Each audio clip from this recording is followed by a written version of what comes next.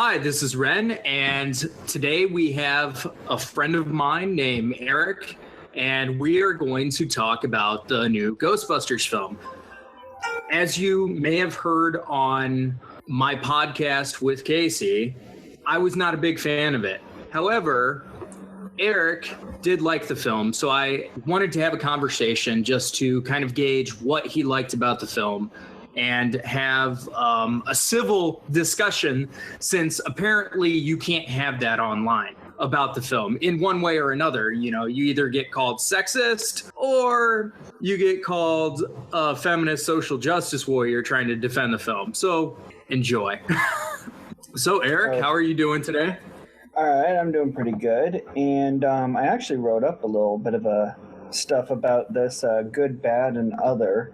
And I thought I'd just read off a little bit of this first. Okay. Just to start off with, I'm an optimist, and I enjoy strong female characters.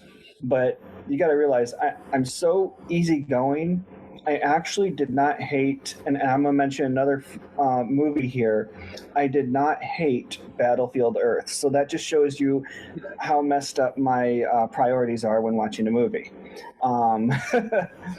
Don't get me wrong, I hate plenty of movies and shows like Jersey Shore. Can't stand it. But I think most people would be in agreement there. Yeah, so I'm not that far gone.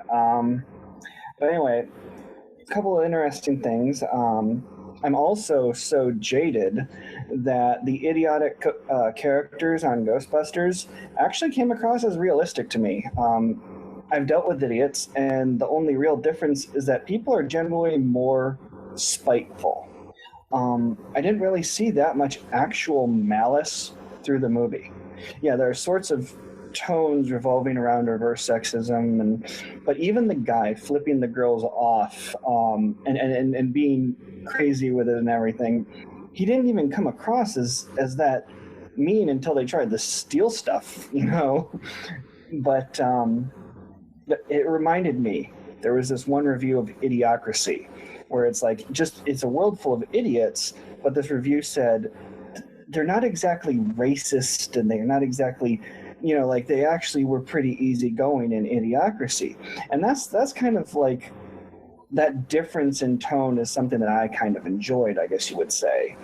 But I think it's hard for writers to portray a legitimate diversity amongst characters in terms of dispositions, you know, and telling the actors, you know, to have those different dispositions. I think it when they're doing stupid characters, it's all just this funny stupid.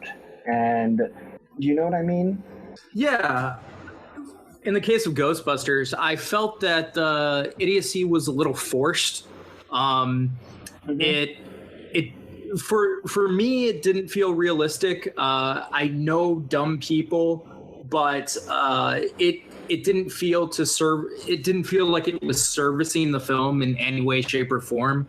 In fact, I kind of felt insulted because at least in the original Ghostbusters, now granted, the women are not that great in the original Ghostbusters. Like, you know, there is a bit of sexism, like you might say, and it was the 80s. I mean, like, things were different and stuff. But, like, there was still a little bit of fleshing out of character, even with some of the minor characters that there were. I was really frustrated that no character actually seemed to be fleshed out in this movie. I mean, there was, like, tiny bits of exposition to tell you where the characters came from. But, like, other than that, it was... You know, everything was read through a cipher. Like, you just kind of like went with the characters, and well, that's good. I actually for had like a theory. Okay. I had a theory about this, and I think that what really was going on, the tone came across as cartoonish. I think what they were really trying to convey was a cartoon-like show, but in live action. And I think that's really where people kind of found the most problem. If it was a cartoon with the same lines and the same thing and everything the same, but as a cartoon, it would have worked. And I think that I enjoyed the cartoon side of it. You know, like when you're watching The Mask with Jim Carrey, you know, they bring that together really well. But this, I think that's what people's problems with it is they're taking it too seriously because it's live action. I mean, your argument though makes me think of Batman and Robin, because that's exactly the type of rhetoric that Joel Schumacher said when making the film. He's like, come on, this is for kids. It's a cartoon and stuff.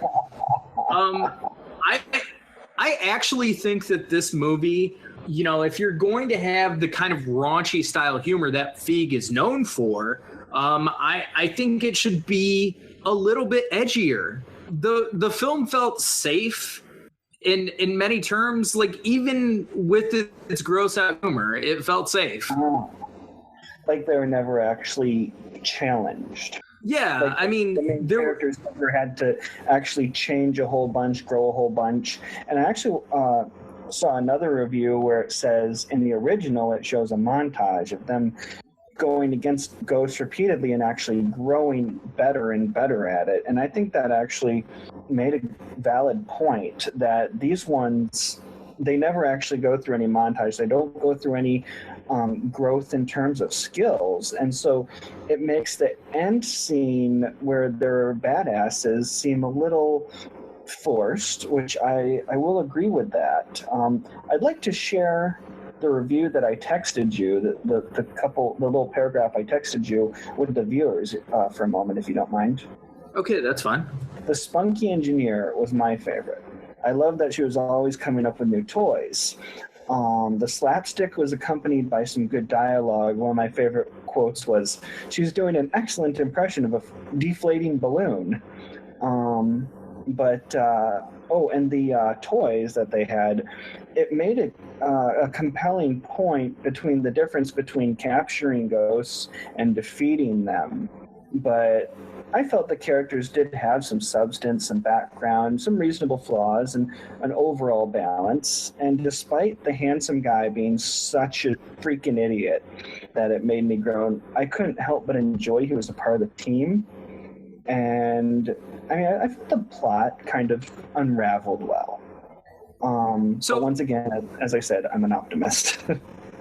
So I have a question. This guy is a web engineer, like he's a web developer, and he doesn't know how to use a phone? I don't know. You know what the subtitle of the movie is, right? What was it? Answer the Call. Oh. So I think that the title of the movie is actually addressing. Casey actually recognized this when she was looking at like one of the billboards. And then she was like, "Oh wait, is that what the movie is actually supposed to be referring to? The fact that this guy couldn't answer the call." That is clever. You got to give it to him. I don't know if I'd call it clever, but that's me. Well, once again, I mean, when you think about it, how it takes a moment to connect those things, and then, I mean, it's something that goes over your head the first time, and I would consider that like a joke with a fuse. Okay. But next thing, though, let's see, things that I found bad about it. I'd have to go out of character a little bit, but or is it? No, just be honest. Like you don't. I mean, I realize that there's this whole sexism war thing going on here, in like the underlying tones of a lot of this. But there's also, the original. There's been so many different movies, we'll say, that have had, the female incompetence in very much the same league and didn't receive nearly as much backlash. I mean, just because we flipped it, there's so much more backlash than I would think was necessary. See, I do think that some of the sexist remarks and all that kind of stuff, like the internet, like, I don't think that's the bulk of people, and there was actual record of people getting their comments deleted. And I think that all that, I guess you could say, politics behind it, I didn't really listened to a whole bunch of that, I realized how messed up it was. But I feel that the project itself, the movie itself, I don't feel that you should go in and have it ruined for you before it even starts just because of all that BS politics stuff. Well, there were literally people on the feminist side, and this is like the extreme version of the feminist side that essentially said that you have to go out and support this film. And a lot of the op-eds that they wrote, they kind of like dug themselves in a corner where even if they didn't like the movie, I personally think that they couldn't ever admit that they didn't like the movie, because that would betray their original thing that they said. So, you know, if they say that the movie is bad, then they lose. Yeah, and that's the whole politics thing that I don't enjoy. I say that if you're going to go out and watch Ghostbusters, you got to put that stuff aside. Like, if you really want to enjoy it, you do have to be able to let go of things a little. Yeah, and I actually didn't watch the original Ghostbusters in preparation for this. Like, I had planned to, and I watched a little bit of it, but I was just too tired, and I just didn't get around to it. And I think it helped me just observe the film as it was instead of like comparing it to the original. There's one last thing I wanted to point out that was kind of stupid in a way. Like, this isn't good, bad. I have this in my other section. But this release kind of coincided with Pokemon Go. And so when they're repeatedly saying, you know, that's a level 4 this and a level 5 that and blah, blah, blah, I can't help but imagine someone coming up with this joke of their commercial where instead of the lady coming out, there's a Bidoof, and they're like, it's a level 4 apparition of a Bidoof. And they go home, Bidoof, you're drunk, and then it ectoplasm vomits all over them, you know, like, and then all of a sudden there's the lady voiceover saying, we have a feeling someone is planting Pokemon modules all over the city, you know, instead of devices to enhance their place. I'm just like, I know someone's going to do this, and I just wanted to be on record on pointing that out, because I can be like, yeah, I saw that coming. That stupid video that's going to come out. It's going to happen. A level 4 this, level 5 that. You can't not have a Pokemon Go reference at this point in time. Yeah. I don't know. That might be like a tie-in for their video game that they have. I forget what it's called. But I do think it's interesting that the video game, unlike the movie, has gender diversity in it. You know, it's like male and female Ghostbusters, but like the movie didn't want to do that. And honestly, a lot of people complain that this new Ghostbusters movie essentially just did over the franchise, when the goal was always from Dan Aykroyd and Ivan Reitman to, you know, pass the on and to allow for more teams of Ghostbusters. I thought it would have been interesting if what happened was, you know, you had different cities with different Ghostbusters, and then you could have Ghostbusters all around the world. You could have, you know, Asian Ghostbusters. You could have African Ghostbusters. Like, have the whole world Ghostbusting in like different ways, and, you know, create this expanding universe of Ghostbusters. I have this old joke. I had this old joke about African Ghostbusters where there's ghost cattle and someone going, I ain't afraid of no goats. So just out of curiosity, what did you think of the inclusion of a lot of ghosts that weren't even close to like human apparitions? Well, I mean, if I had to come up with an explanation, I would say that the other realm at which they reside in forms a sort of distortion of reality. And I'd say that perhaps some of the things that we come up with that are imaginative are somehow linked to that other realm. You could form the difference. And that's why we would say stuff like our nightmares coming true or something like that. And we'd say, that other realm, it's a distorted whatever, but not necessarily all human souls. That'd just be something that would come along for the ride, I wasn't really sure maybe what the movie was trying to address. Human souls go to that realm, but the good souls don't, But then you get into some, existential debate there. But if you think about it, distorted souls going into a distorted realm, that would fit. So, just out of curiosity, do you know the characters' names in the film? Like, dude, if I were gonna ask you, like right now, without like in general, don't that I suck at names in general. So that's. Can you name one Ghostbuster? Was one of them named Jane? No. Something. No. Dude, I told you I suck at names. I wear my own name tag upside down just to keep track of myself. Okay, that's. So, I take it that your favorite Ghostbuster was Holtzman, who was played by. You're talking about the blonde girl who was always inventing stuff. She's like the guns, thick one. Yeah, I mean, she was essentially Harold Ramis's character from the original film. She set the lab on fire at one point. Yeah. I was actually kind of frustrated that they never actually showed her invent anything. It was always after the fact.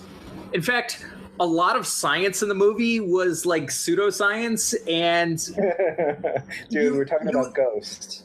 Well, yeah, but Kristen Wiig's character was a physicist who never used physics once in the film.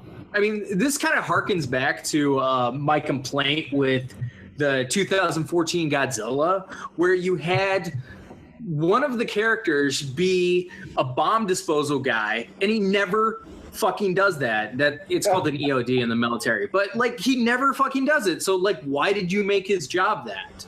I just thought it was kind of lazy, not to have, a physicist do that. And also, like, when she like bungee jumps to save Patty, wouldn't a physicist? I mean, like, okay, I'll give some exceptions to the movie, because like, it's trying to tell the story it wants to tell. Sure, but like, why would a physicist do that? Like, wouldn't a physicist try to like tie something around, like lasso her in, or like do something that's not literally taking a leap of faith to save her friend that we haven't had established what their actual friendship is, besides like some lazy piece of exposition saying that they both saw ghosts when they were little. Dude, you saw how socially inept the people in this movie were, how socially stupid they were. And so, as such, I gotta figure that's one of her few friends ever. When you look at how she acts, she's gonna jump up for that, all right? And also, I mean, come on, we've seen how crazy the characters are, so let them be crazy. Yeah. Another question that I have for you, and this was kind of an interesting thing, like going into the movie, was like, based on the trailers, I thought Patty's character, the person that ran the subway, the subway person. I could name Patty. I'm sorry. Yeah, because she had her name literally around her neck the whole damn movie. Yeah, that helped. Yeah, but I was kind of shocked that at the very beginning I thought she was the smartest character in the movie. Like, it was like, well, you have. She's actually, she reads a lot of nonfiction, as she mentioned, Right. which harkens to her desire to always know more, to learn, to grow as a person. And I think that her character was one of the most socially developed, even though it seemed kind of like no one wanted to talk to her. She was outgoing, and that's something that a lot of people realize that the value of, because a lot of people are a little socially awkward like the rest of the characters. But Patty was someone who, she doesn't mind going out on a limb, socially speaking. And I think that was actually one of her biggest powers, is she's willing to take that extra step to bridge a gap between people. I did kind of have a problem that the other Ghostbusters kind of treated her like shit, though. That's it. I agree. She said it in the movie. I don't know if it's a black thing or if it's a woman thing, but I'm mad as hell. But like that part, the fact that they kept on discrediting her. Well, she was calling out the crowd at that point, but like the fact that they just kept on discrediting her, like, to quote Justin Trudeau, it's 2016. We should get over this type of storytelling. Are you familiar with the original idea of Ernie Hudson's character in Ghostbusters? What are you talking about?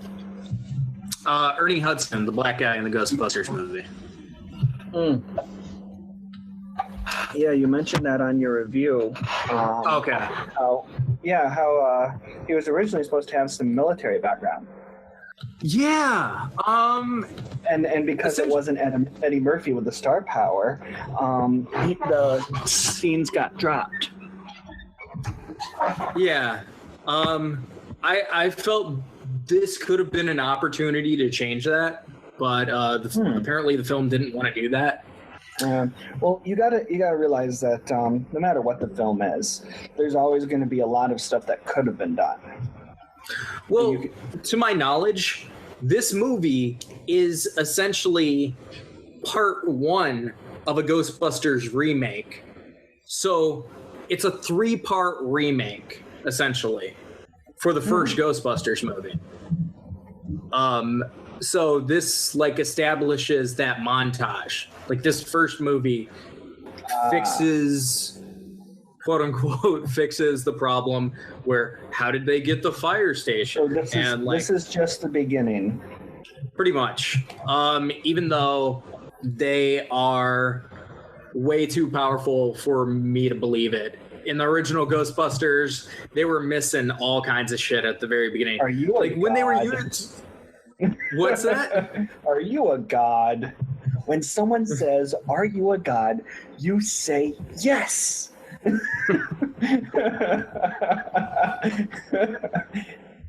Yeah, that's what I say whenever anyone asks. So just out of curiosity, what did you think of the cameos in the film?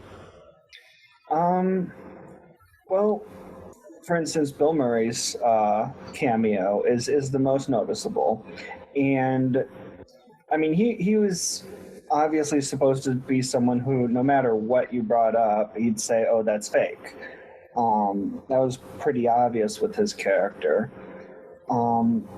There really wasn't a whole bunch of thoroughness to it. It was a cameo. I mean, you can't really think about what a cameo is. Whenever Stan Lee is in anything, you don't ever elaborate on the character he's playing, do you? It's a cameo. So I think what they did wrong with the cameo was they brought him back on another time. I think if they had just left him out after the initial cameo, that would have been more of a cameo. You know what I mean? They also like killed him off, and then when the police questioned them, they were just like, "Oh, a ghost did it," and they're like, "Okay, we're not going to question you or anything like that. We're just going to accept that a ghost." Ren, whenever someone dies right in front of your house, you tell those police officers it was a ghost. Obviously, I mean, what else are you going to do? And when you have the evidence that they flew out of your window. Yeah, I mean, you got a physicist right there who can prove the trajectory is way too far for those ladies to have actually thrown him, even combined. I mean, you got a physicist, but the thing is that most police officers, you know about how police officers with too high of an IQ they have this test when they won't allow them. But yeah, it's like, so yeah, I don't know if the physicist would make a good argument to the cop. Usually that's done by like forensic teams and stuff. So like, yeah, the cop's not going to be able to figure out what killed him. In fact, the cop's just going to be like, okay, let's just clear off the scene because I don't know shit. All I'm doing is, clearing the area. Want to take just 1 second to say respect to the good cops out there. There are a lot of good cops. Respect. Yeah, there are a lot of good cops out there, and there are a lot of smart cops. Even though the IQ thing is shameful, it's a sad thing. I'm hoping that changes. So other cameos. What were you? Harold Ramis was a bust at the very beginning. Venkman? No, sorry. Yeah. Wow. I am betraying my Ghostbusters thing. Like, I haven't seen Ghostbusters in like 10 years. I know it's terrible. Like I said, I was going to see it before I saw this, but I was tired. Egon. It's okay. Yeah. Egon. Yeah, there was a bust of him near the very beginning of the film. So I didn't realize that's what that was. I just overlooked it. I was keeping an eye out for a lot of cameos, and there were a lot in the film. The next one after Bill Murray, of course, was Dan Aykroyd, who was the cab driver who said, "I ain't afraid of no ghosts." I didn't realize that. Wow. And then you had Ernie Hudson at the very end, who was Patty's uncle that was really mad about the hearse. Yeah.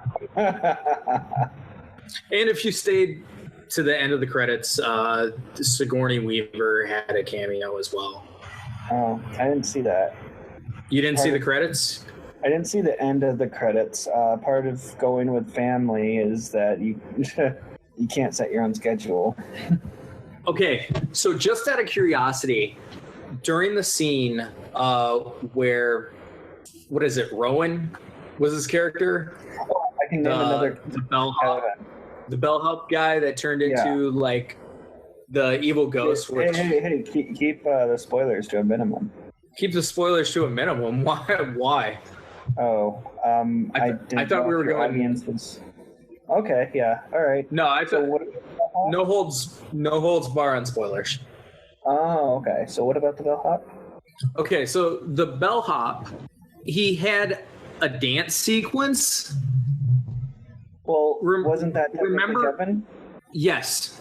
Yeah, he possessed Kevin, and then there was a dance sequence. You notice how, like, the police, they moved their hand in like one direction, and then they just paused. Well, if you stay to the end, if you stay during the end credits, it shows the scene that was so bad that they took it out of the movie and put it in the credits, and it was a ridiculous dance scene where his head went around and everybody was doing like this dance and stuff like that. And I honestly wish that was in the movie, because then people would actually know how bad the movie was. Well, how bad, it's subjective. I just gave an objective opinion, and this is not the conversation we're having right now. Sorry. It's okay.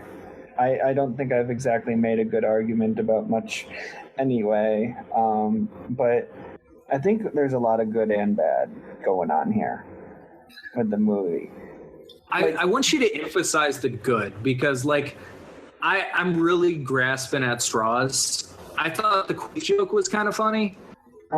Okay, the weapons testing was always good for a laugh. Okay. I mean, even with the sexualization of the machines, and like you turn that on, ooh, I can feel it hum. You know, like.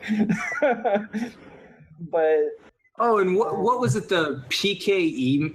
Was it the PKE machine? I keep on forgetting what the tool was that Melissa McCarthy was using to like read the ghosts. It looked like a spinning vibrator. Like, like why would you, when you're trying to read something, why would you have this distracting thing spinning around?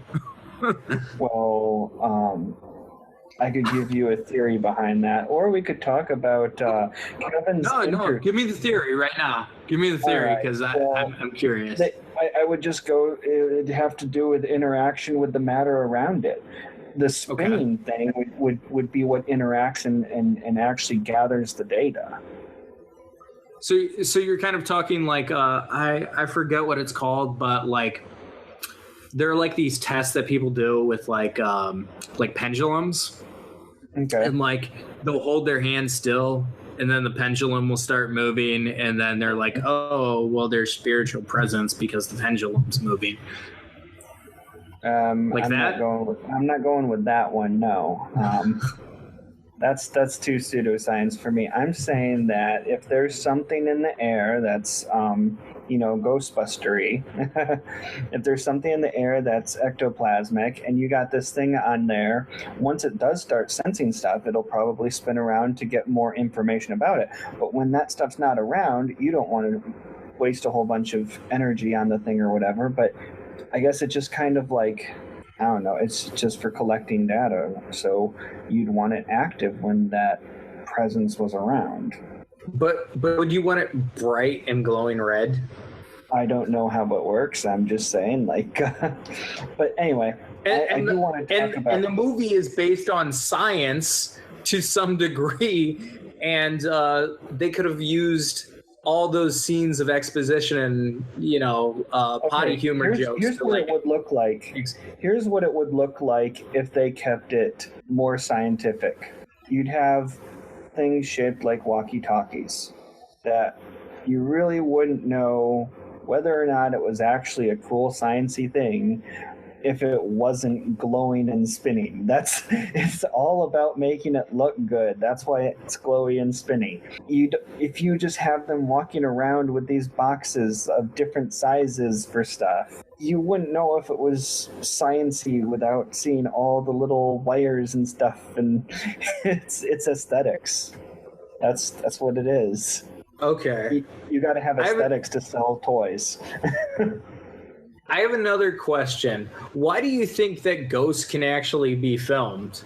Because I've watched plenty of vampire movies, and vampires you can't even see the reflection on vampires. So why would a ghost be able to be seen on camera? Well, in this case, it's because they were such high level, as the Ghostbusters put it, that their interaction with the material world was increased. Oh, and the fact that they were always spewing out ectoplasm wherever they were proved that there was material substance. I mean, the ectoplasm, I guess you could say, is thicker for that reason as opposed to more smoky. I understand why they changed the color of ectoplasm in this movie.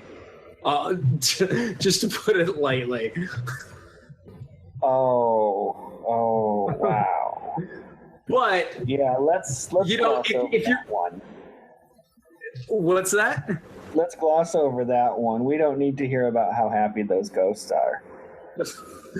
But if Feig's gonna make like sexual jokes throughout the movie, why not play with that?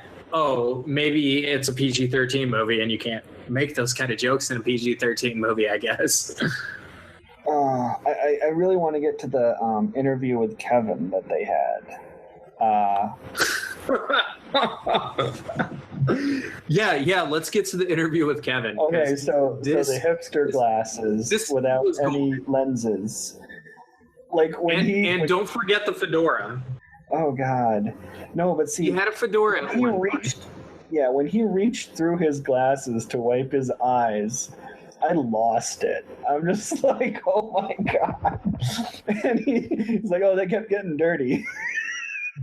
I'm just like, you gotta admit, this was some hilarious stupidity. It wasn't as annoying stupidity as usual.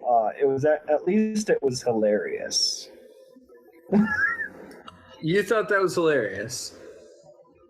I already pointed out my credentials in regard to Battlefield Earth. Right. Oh, and then the whole thing with his cat. It's a dog. I named it my cat. I mean, no. His name was Mike Hat or whatever. Yeah, because Michael Hat. At least it wasn't Michael Hunt. Okay, just saying. But because Kristen Wiig is so enamored by him, and everybody else is pretty much grossed out by him. Melissa McCarthy, the only romantic relationship she has in the movie is with wontons. Hey, wontons are good. Yes, they are. I was kind of, I mean, I know they were going for laughs, but like that is like the worst Chinese food place ever. Like, why would she continue going to the same Chinese food place if they're just going to give her one wonton? Like, it's New York City, for crying out loud. You know how many? They have Chinatown in New York City. Anyways, and then they had the Indian guy from Deadpool. Having to deal with her shit. Yeah. And she was not pleasant. Like, the women treated all the guys in the movie like shit. Now, granted, there were a couple guys that treated the women like shit, but the women also treated the guys like shit. I love when the mayor said, or the governor or whatever said, "Don't relate me to the Jaws mayor." That was nice. You can tell he's been struggling with that already. I think, though, if they had gone to different Chinese places, number one, you'd have to have more actors to deliver the food. Number two, you wouldn't get that funny moment between them repeatedly about her complaining about the food. But why blame the delivery guy? Does he actually pack up the food too, or what? Like, I don't know. Just a movie. I guess, given the movie's lowbrow humor, I wouldn't be surprised if he was on the ready for Melissa McCarthy needing wontons because she's a big woman. No, not to hate on big women. Okay. Not to hate on big women. That's a criticism of the movie. People come in all sizes. Right. Oh, I must not forget my least favorite cameo in the entire movie. This was the cameo that made me cringe and almost cry. Wait. Stewart from Mad TV. No. Okay. I don't know what the actor's name is, but he was in there.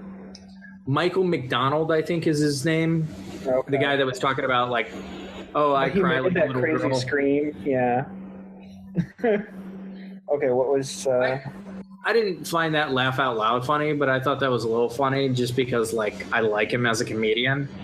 I mean, all the comedians in the movie I do like. I just didn't like in this film. But no, my least favorite cameo was brought in the film as a collection of Macy's Day Parade balloons. Oh. You had a dinosaur, and I forget what the other one was. And you had the Stay Puft Marshmallow Man. There's someone with like a train face or something. What was that? Yeah. Steam thing? Yeah. I don't really remember, but the Stay Puft Marshmallow Man, I don't know how. I don't know what the explanation for having the balloons be possessed. Like, that doesn't really make a lot of sense to me. But like I said, the other side that the ghosts were coming from occurs to me as a distorted world. And so when they come over here, I mean, heck, fit a bunch of ghosts into a balloon. They're having their own little parade. They do what they want, as the little Slimer thing can show. And some of them wanted to have a parade. The fact that he was defeated by a Swiss Army knife, and I mean, really, the fact that they included that cameo was kind of painful. It's like, it's like the movie didn't have enough confidence to kind of be its own thing. It kind of had to shit on the earlier films to be its own film. I didn't feel like it did that. I mean, I feel it brought up different callbacks to it. I mean, that's what I felt that it was that, oh, it's just these little callbacks to the original. I didn't really feel that it was dumping on it in any way, but I'm an optimist. So, speaking of other cameos, what did you think of Slimer and the newly introduced Slimette? Well, an ectoplasmic entity was already explained in the original movie. I don't feel that it...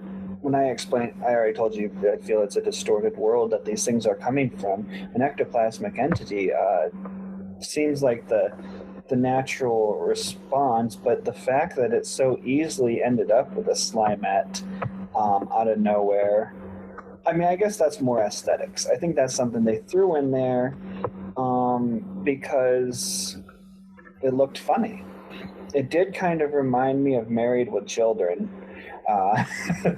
It wasn't too hard to imagine that as Al Bundy and what's her name?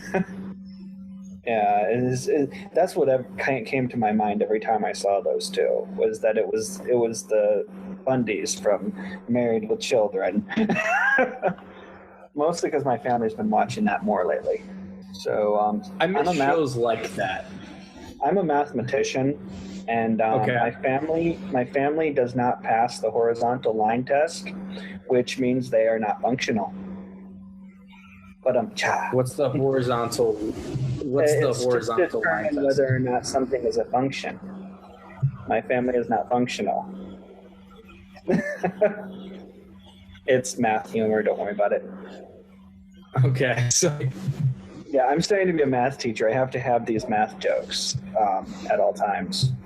Well, this has been a very fun and what is the term you used originally? Civilized discussion. I'm glad that you had me on here, but I gotta call it a night soon. Okay. Yeah, thank you. All right. Well, yeah. Thanks for